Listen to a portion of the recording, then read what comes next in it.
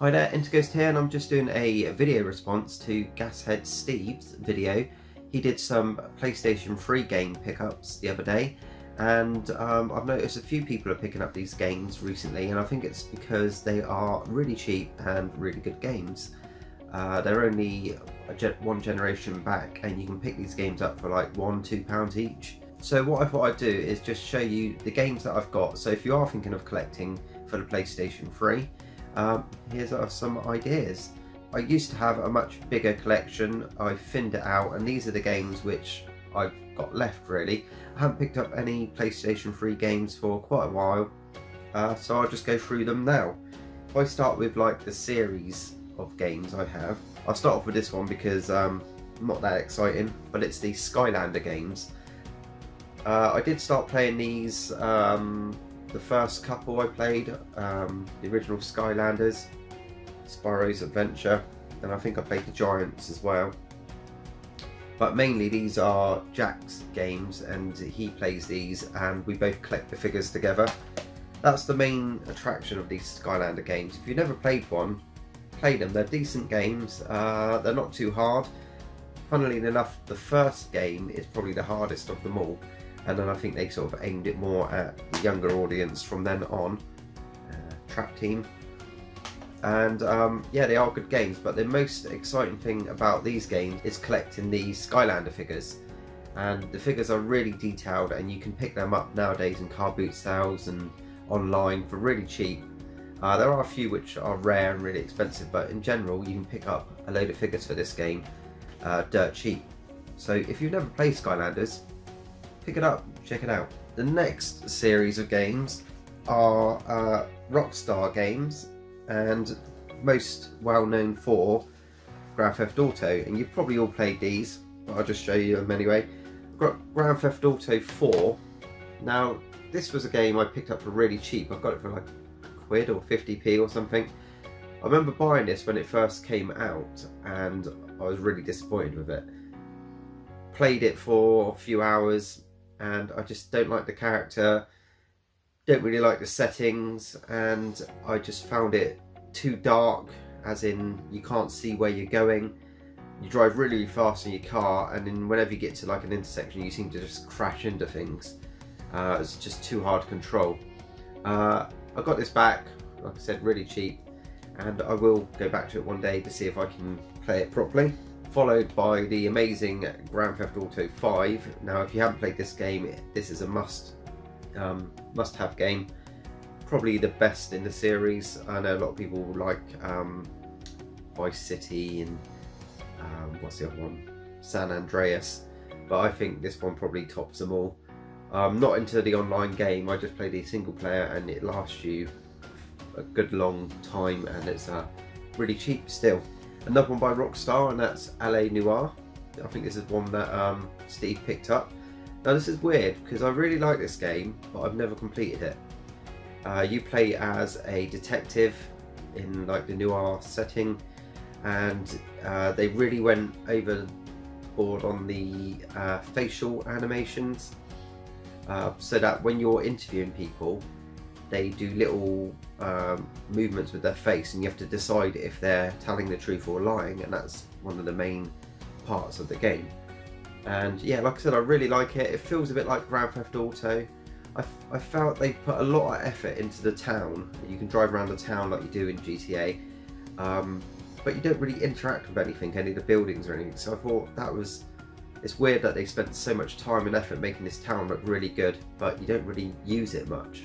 The only time you do walking around missions, it's sort of in its own area, like there's a movie set and you have to run around there jumping around and shooting people and that sort of thing, but it's not actually set in the town, which is a bit weird. But yeah, another game I need to play properly and get to the end. I also had this on the Switch back along, I think. So yeah, it's one of those games you keep picking up and you keep playing and then selling it, and then you get it back again. So good game. Another classic by Rockstar, and this is Red Dead Redemption. This is the limited edition box. It's got that nice picture inside, and came with some bonus stuff which you probably can't use anymore because it's probably turned off on the shop, I guess. I think it also got the Undead expansion in there, maybe. Yeah, I think it has. But yeah, this is GTA but set in the Wild West. So you play this guy, is it John Marston? Yeah, John Marston. And I think this is better than the new Red Dead game. This is actually the second one. I think there was 3. There was Red Dead Revolver, Red Dead Redemption. Not a lot of people know that. They thought this was the first one. And then whatever the new one's called. The new one, I was really disappointed with. Paid full price for it when it came out and played it for several days actually, non-stop, and did put quite a few hours into it, but it just feels like you don't go anywhere. You're just wandering around, not doing much at all really. Whereas this one, it's a massive area, there's a lot better story in this, and the story feels like it's playing out as you're going along. So if you've not played this one, highly recommend it. I probably had more fun playing this than I did playing Grand Theft Auto, to be honest, so there you go. Now this one isn't a Rockstar game, but it plays very much like a Rockstar game, and this is one of those hidden gems which I think this is probably one of my biggest recommendations. It's one of my favourite games on the PlayStation 3, and that's the Saboteur Pandemic. And what this is it's like a GTA game, but it's set in sort of World War II, Nazi Germany, and in Paris as well. And you play a guy, an Irish guy, who's a race car driver, I think it is at the start, and you start to get involved with the French resistance. And the really good mechanic about this game is it plays like Grand Theft Auto, so you've got a massive open world. You steal cars, drive around, but you've got Nazis everywhere which you can kill. And the whole city is in black and white until you liberate an area. So if you go into an area which has Nazi gun posts in it, or tanks, or soldiers walking around, if you take out that area of Nazis, suddenly the town gets liberated and it all goes into colour. So you get colour areas of the map where you know that you have completed everything in that area, and then you've got the black and white Nazi controlled areas. But things like their flags are red, which makes it stand out nice, and like the spotlights and things like that. So yeah, it just looks really great, plays really great, and it has a really cool story. The end's a little bit weird, but I'm not going to ruin that. But yeah, definitely one I would highly recommend. I'm not sure how much it is, but I'm guessing it's going to be cheap. Next series of games is Bethesda. Now again, you probably know all of these. So we'll start off with Fallout 3. Now this is my favourite Fallout game of them all. I just felt it played really well. I think the story was the best of all of them so far, and yeah, it just was really cool. This is one of those games I've started over and over again. I've actually completed this a couple of times, but yeah, this is one of those games I could go back to now really and just start again fresh and play through it and be happy. There's so much to explore. It's such a massive game, and such a really good, interesting concept of a game. If you've not played it, you really need to get this game. That was followed by Fallout New Vegas, which to me felt more like a download content for Fallout 3. I don't know if that's the way it was being developed, probably was, but it just, yeah, felt more like an add-on to Fallout 3, which is not a bad thing. They added a few more mechanics in there, things like you need to drink water to cross the desert, otherwise you can die of thirst. And yeah, again, a really good story to it. I remember playing this one and not getting to New Vegas until quite far into the game, which I thought was quite weird, because you imagine you turn on the game and that's where you'd start in New Vegas, but you don't. You start out in the desert, you've been shot in the head and you've forgotten who you are, but all you've got on you is like a poker chip, and you have to find out what's happened. And yeah, it takes quite a few hours before you actually get into New Vegas, but once you get in there, it's really cool. Next we got another massive game by Bethesda, and that's Oblivion. This is the Game of the Year edition, so you've got the extra, what was it, Knights of the Nine and Shivering Isles on there as well. And this is a game I've bought 3 or 4 times, and I think this one's probably the best version of it. It's got all the extras in it, and again, this is like Fallout 3. I keep coming back to this one, playing it over and over again, never get bored of it, but I've never actually completed this game. Now, even though this is my favourite Elder Scrolls game, it does have a downside. I think the bit where you go into the Oblivion gates and you have to go around in like a hellish type world fighting like these little imp creatures and things like that. I really don't like those bits in it. But outside of the Oblivion gates, when you're exploring the world, it's much better than the next one I'm going to show, which is Skyrim, which everyone I think thinks better than this one, but I like Oblivion best, and I just like the setting. I like the way the different areas on the map really like contrast to each other, so you know where you are in the game, and yeah, just love it. Good story. So like I said, followed by Skyrim. This is also, no, this is the Legendary Edition, which includes Dawnguard, Hearthfire and Dragonborn. So again, I think I've had 2 or 3 different editions of this, and this is the one I kept, and because it has all the expansions. And again, amazing game. I have completed this one, funnily enough, but the reason I completed this one is because I got it on release date and I just played through the main story mode and just went straight through the game and completed it pretty quickly. So I've gone back to it a few times and done some of the side quests, but I've probably only just scratched the surface. There's hundreds of thousands of things to do in this game.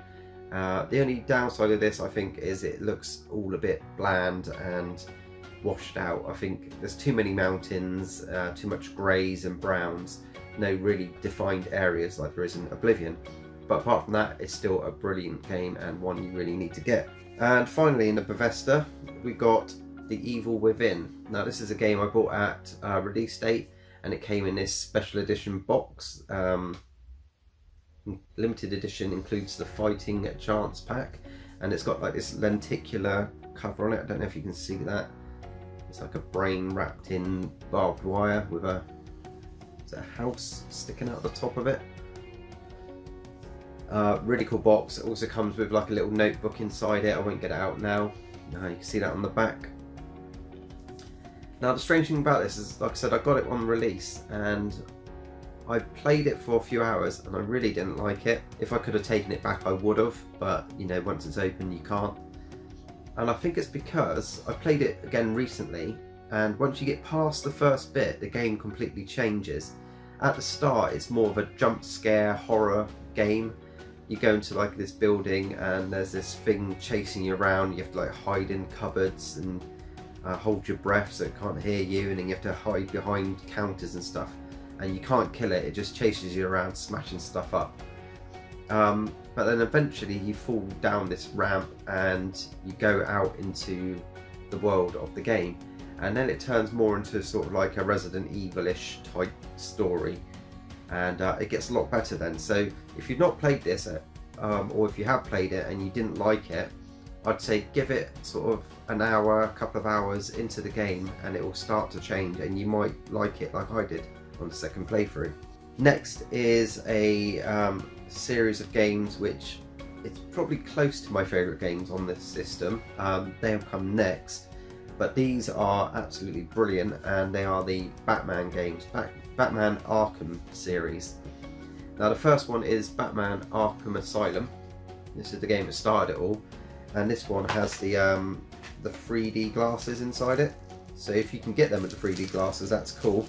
It's the Game of the Year edition. Not that it adds much to it. They're sort of, you know, like the old red and blue glasses, but they're purple and green, obviously because of the Joker. And you can play it through and it looks sort of 3D on the screen, like the old 3D movies. But I don't tend to play it with the glasses, so it's just more of a collecting thing, really. But these games are amazing. I really like the way that, particularly in this one, you're just stuck in the asylum and you go around. Now the best thing about these games, I think, is finding the hints to other Batman villains throughout the game. So you'll go into a cell and there'll be like things stuck up on the wall and scratch marks and stuff, and you'll examine it, and then it will open up a bio in your back computer, and it will tell you all about one of the enemies from the comic, where they appear in the comic, their backstory and that sort of thing. And it's just really interesting to go around the game collecting those up and trying to find them all. On top of that, it's just an amazing game and really worth playing. Now the other two I've got is Batman Arkham City. I think this was the second one, and this comes in a nice steelbook case, and more of the same, but you get to go out in the city. So yeah, if you like the first one, you're definitely going to like the second one. And then, like they do with a lot of the games, they brought out Batman Origins, so they go back before the first Batman game, and you get to see some of the original characters which aren't already in the other two games, which is really cool. So you get sort of who's it, Two-Face in this one, I think, Black Mask as well, I think Penguin's in this one. Weird thing is I bought this, I think I've got this on release, and you get the steel book with it. I never understood why they did that. So you get a normal box and a steel box. My game's inside here, but yeah, you just get two boxes, which is a bit odd. But open up the steel box, makes a really cool picture. So you got normal Batman here, and then you got Batman made out of all like the villains' faces and stuff going around there. So yeah, really nice collector's edition. Just don't know what to do with this box. And obviously I got the other Arkham game on the PlayStation 4, which is, I was going to say it's probably one of the best ones, but it's not. The first one's the best one. Like I said, this series coming up now is my favourite series on the PlayStation, and it's probably my favourite series of games ever made. Probably. You know, you got Zelda and Mario, that's quite close, but definitely on the PlayStation. And that's the Uncharted games. Now these are amazing. If you've never played Uncharted, stop the video, go and buy them, play them, because these are just amazing. You got Drake's Fortune. The stories in these are just top notch. The graphics, the gameplay, everything about them. It's basically a much better updated version of Tomb Raider. You've got obviously a male character instead of a female one, but that's about it. This is what they should have done with Tomb Raider. They should have gone down this route, and it would have been probably even better with the Lara Croft character, I'd say. But yeah, we've grown to love Nathan Drake now, and yeah, the first one is a lot more game heavy, so solving puzzles, jumping around, exploring stuff. As the series went along, they've gone a bit more sort of cinematic. So there's lots of things where you're still playing the game, but there's lots of things moving around, flying about, and you just have to jump between them, which is good. But I kind of liked the more game-heavy version of Uncharted. But that said, all of these games are absolutely amazing. This is one I want to pick up on the PlayStation 4. I want to get the collection of all three. Same with Batman games, actually. I think you can get them all as a collection now on PlayStation 4. Uncharted 2. Among Thieves. Like I said, it took more of what they did in the first one and made it more cinematic. Can't really say much more about these. And again, with Uncharted 3, Drake's Deception, more of the same really. Just graphics wise, it just improves and improves every single time they make a game. I've also got the newer ones on the PlayStation 4. I think there's two. There's Uncharted 4 and there's Uncharted, I can't remember what it's called now. There's like a spin-off one with the female characters, both really good as well. Talking about Tomb Raider, we've also got a couple of the Tomb Raider games on the PlayStation 3. We've got the Tomb Raider Trilogy. I picked this up because it's pretty cheap, and I've played all these games. I think they're all PlayStation 2 games. We done it in HD for the PlayStation 3. So you've got Tomb Raider Legend, Tomb Raider Underworld, and Tomb Raider Anniversary, which Anniversary was a remake of the original Tomb Raider. So you've got a remake of a remake, and they're all really good games. If you like the original Tomb Raider games, these are really cool to play through. But the better games, they've just improved on it really, and I think they did take a leaf out of the Uncharted games and thought, right, we need to up our game on this, and they brought out the new Tomb Raider, and it's sort of gone back to the start. They've reinvented Lara, and it's more of a dark, gritty Lara Croft, Not so much, they still haven't really got you exploring tombs as much as they should do, like they did in the original Tomb Raider games, but they have made leaps and bounds with the game and it's really worth playing.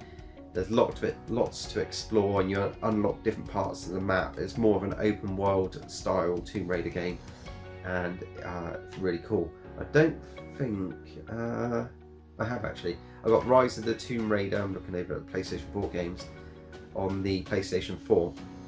I didn't know if I sold it or not, but that is also a really good game. Another classic series here, and that is Little Big Planet. If you've not played this game, it's really good fun. You can make your own levels. It's all a bit wacky. You have this little guy called Sackboy and you go through the levels, and it's made up of like stickers and cardboard and marbles and ropes, and it does feel like you're playing with a little toy in a toy world, like imaginary world, but using a controller. And it's really good fun and it's really funny, and some of the levels are just, they've surprised you with how well they're made and where their ideas come from, I don't know. And that was followed up by Little Big Planet 2, which is more of the same, better graphics, and they included a much better two-player game on here. So I played this quite a bit with Jack, and it's good fun to have two little sack boys going along, and you have to help each other by pulling levers so the other person can go up on lifts and all sorts of stuff like that. So that's Little Big Planet.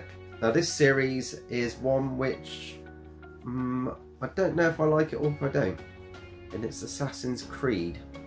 Now I've got the Platinum version. I used to have the original one, but I played the first game and I really loved it all the way until the end, where, now the reason I got a bit disappointed with this one is because at the end of the game, it's a good game all the way through, the ending's good, but as I was playing Assassin's Creed, there's lots of little things you have to search and find, like secrets. I think it was flags or something like that. But I spent hours trying to find all these extra little hidden bonuses, and then the game ended and I went back to start collecting all the things that I missed. And as I was collecting them, I thought, I wonder what you actually get when you collect them all. So I looked it up online to see what extra stuff you get as a reward for collecting it, and you don't get anything for collecting it. And so I stopped the game and I thought, now that's hours wasted really of trying to find these things, trying to get up to the areas which took like hours to get to, and yeah, you don't actually get anything for it. But I think I'm probably being a bit harsh. Like I said, it was a really good game, really fun, and I did enjoy playing it up until I found that out. I did have Assassin's Creed 2, but I think I sold that one as well, because I remember getting Assassin's Creed 2, I started to play it and I didn't really get on with it. I really didn't understand what was going on with the story. You felt like you jumped backwards rather than forward, where like you play this all the way through, you get all the powers and everything, and then you get to play the second one and it's like starting from scratch again, and it just didn't feel great, so I never played it properly. Since then, from probably car boot sales or charity shops, I've picked up Assassin's Creed Brotherhood and Assassin's Creed Revelations in the hope of playing these someday, but I still haven't really had the urge to play them. What I might do is get them all and then play them in order, starting with the first one again. See how it goes. Let me know if you played the other ones and if they're any good. I'm sure they are, because they've made so many of them, they must be doing something right. Now finally, we've got this pile here, which aren't really a series of games, they're just standalone games, and I'll just go through those as well. So the first one I got is a bit of an odd one, and it's Red Seed Profile. And as you can see from the cover, it's a Japanese game. Now this is a Japanese, I think it's Japanese, or was it? I don't think it's Japanese actually, I think it might be Korean or something like that. The reason being, this didn't come out in the UK, but you can play it on UK systems, it's not region locked. You can get this game on the Xbox, I can't remember what it's called now. I'll put down there what it's called. But I really wanted to play it, I thought it looked really cool, so I imported it, and it all plays in English, it has the English talking in it, and it's a really strange game. It's sort of a guy talking to himself, and he's like a detective, but he has arguments with himself and that sort of thing. I'm trying to think what the program's called. There used to be a weird sort of TV series, and it's very much like that, and the name escapes me. If I remember it, I'll put it up here. Scatterbrain. But yeah, worth picking up, and the graphics aren't that great, but the story is really funny. Next one is Valkyria Chronicles. Now I'm not sure why I've still got this, because I've got the updated version on the PlayStation 4, exactly the same game but with just better graphics. So I'll probably get rid of this at some point, maybe.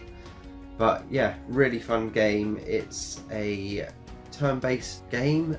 The graphic style is absolutely amazing. Yeah, what you do is you have an army, and you take your turn and the enemy takes their turn.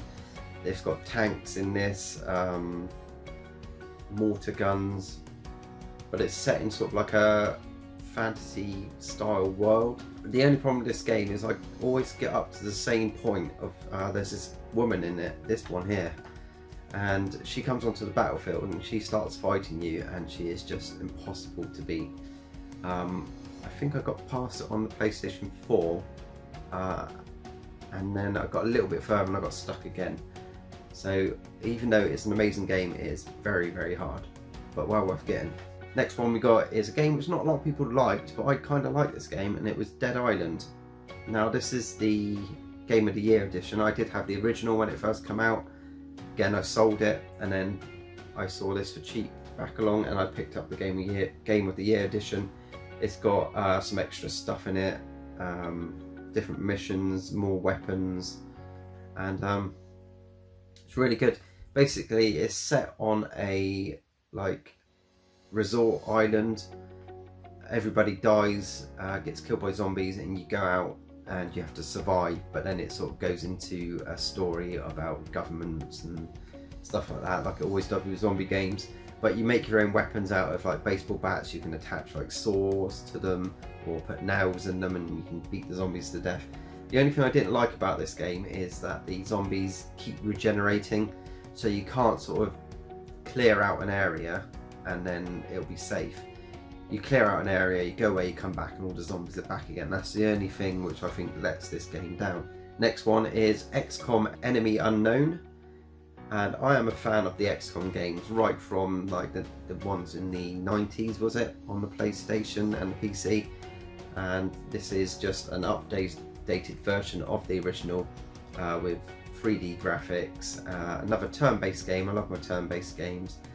But you're a group of soldiers who have to fight the aliens which have come down to Earth, and once you've killed the aliens, you can then take them off and research their spacecraft, upgrade your weapons and your planes and stuff like that, turn them into like spaceships so that you can fight them with their own weapons. And I've also got XCOM 2, which is more of the same on the PlayStation 4. But this one, if you've not played it and you like turn-based games, give it a go. Really good game. This next one, Far Cry 3. I have not really played this very much. I've seen Leo playing this. He got this game, I think, back along. And it's one which I really want to play. It's basically a big island. You have to explore it. You have to hunt animals. You take vehicles. You hunt down soldiers.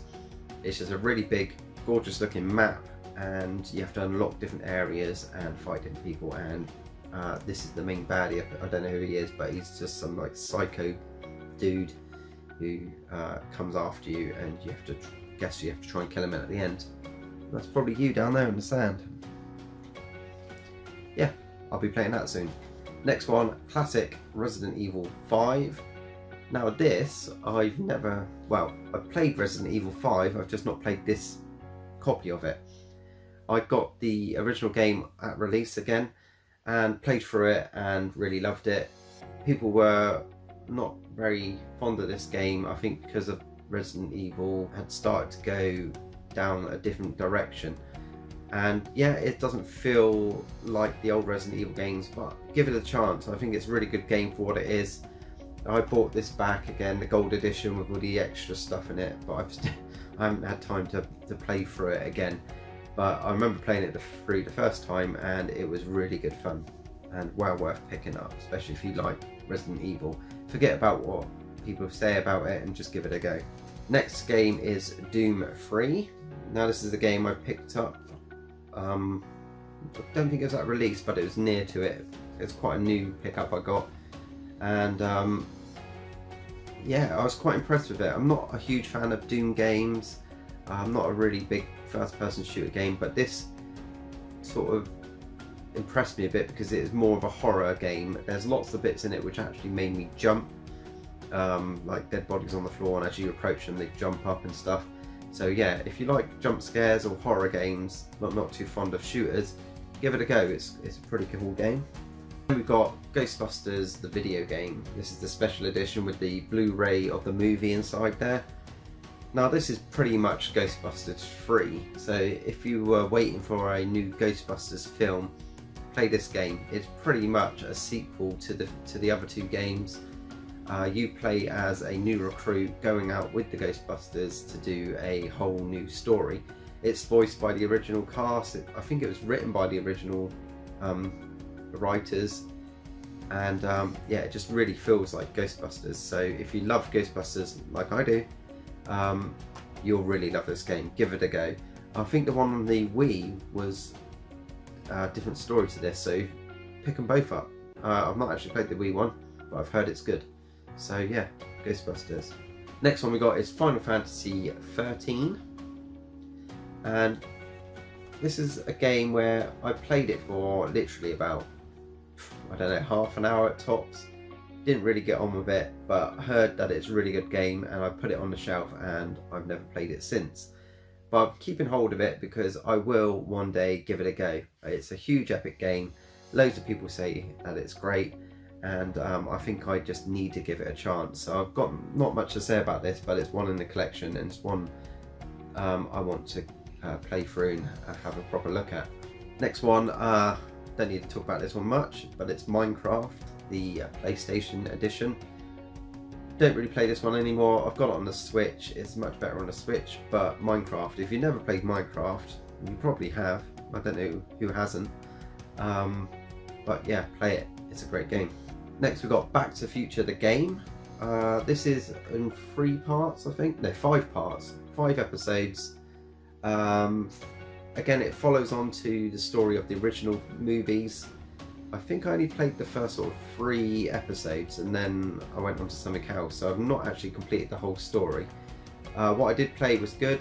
It's a little bit slow, a little bit clunky, graphics aren't amazing, but if you like Back to the Future and that storyline, then it's really worth playing. Next one is Duke Nukem Forever. This got a lot of bad publicity, a lot of hate, but I pretty much think this is a good game. I think it's because I'm a big fan of the original Duke Nukem on the PC, and it had the same sort of humour as the PC game. Yeah, the graphics are pretty crappy and the story is a bit odd, but it's Duke Nukem. If you like the original humour, then you're going to love this game. Forget that it took years to make, forget that it was made when other games were much better looking than this game. Play it as if it's like an old school game, like it was made years ago, and don't criticise the graphics and that sort of thing. Just play it for the gameplay and the story and the one-liners, and you'll love it. Borderlands. Now this is a game I should like, but I keep turning it on, playing the first few levels and then turning it off again, uninstalling it. I've tried it several times. I really love the graphic style, I love the characters, I love the story. I just don't really like shooter games, and it's a real shame because I know that I'll probably love this series if I loved shooter games. I think it's just a little bit too fast paced for me, but I want to get into this and I want to play the other Borderlands games, so I will be keeping this and maybe one day playing it properly. This is a bit of a hidden gem. It's Enslaved Odyssey to the West, and this game took me by surprise. I didn't really know much about it. I picked it up quite cheap and played it through, and it's got one of the best stories in a game, and so I don't want to give away too much of it because it's sort of set in a world where these two people have to work together. They don't like each other, but then, you know, they work together, and then they start to get the backstory of each other's lives, and then they become allies and work together. And it's got some really good characters in here. I think this guy is played by, I can't remember his name now, the one who plays Gollum. What was it, Andy something? I can't remember now. But yeah, he's the voice actor for this guy, and I think they digitized their movements as well. And yeah, if you've not played that one, it's a really good game. I won't give away too much.